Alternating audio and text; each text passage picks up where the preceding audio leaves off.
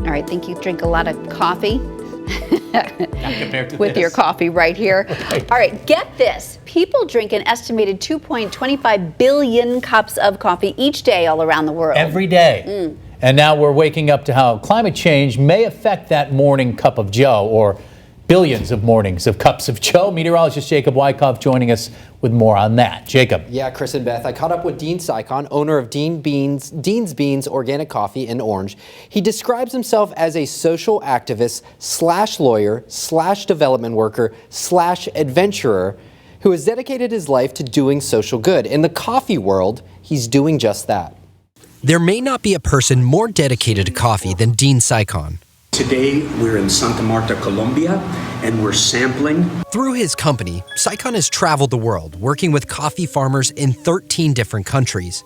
Sycon says he is seeing farmers' livelihoods affected by climate change more than ever before. Climate change results in rising temperatures, results in changing rainfall patterns, and results in changing extreme weather events. Collectively, what they do is they change the climate or the environment for the coffee beans to grow. A coffee tree is a fickle plant. Conditions must be just right or a harvest may be lost. For example, it needs temperatures between 64 degrees and 70 degrees in order to flower.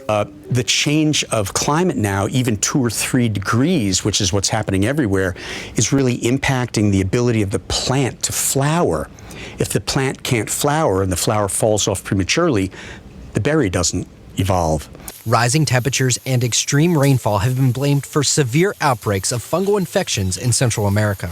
Climate change clearly contributed to the rust explosion, La Roya, this soil fungus that gets into the roots and absolutely destroys coffee trees. Throughout Central America, it's been a real problem. In Guatemala, 30% of the crop disappeared for about 5 or 6 years.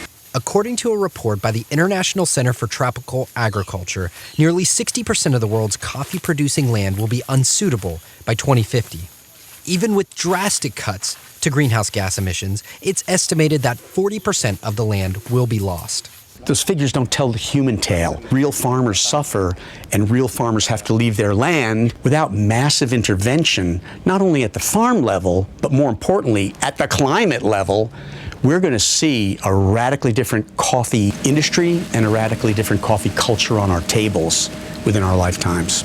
So Sycon, through his company, decided to make a change. In each of the villages we work in, the business model requires us to do development work and advocacy on behalf of the people in the villages. That's something that simply no other coffee company does. A few of the projects have been forest restoration and tree planting. If we can go in, create a nursery and plant 11,000 hardwood trees in 6 months, it makes a very big difference both in the shade for the coffee, but also the land that species will come in, like orangutan, wild elephants, tigers. It also provides a carbon sequestration, which is really important. Sycon is committed to making a difference both here and afar. I really believe that the world could be heaven on earth if people were more awake and people were more involved.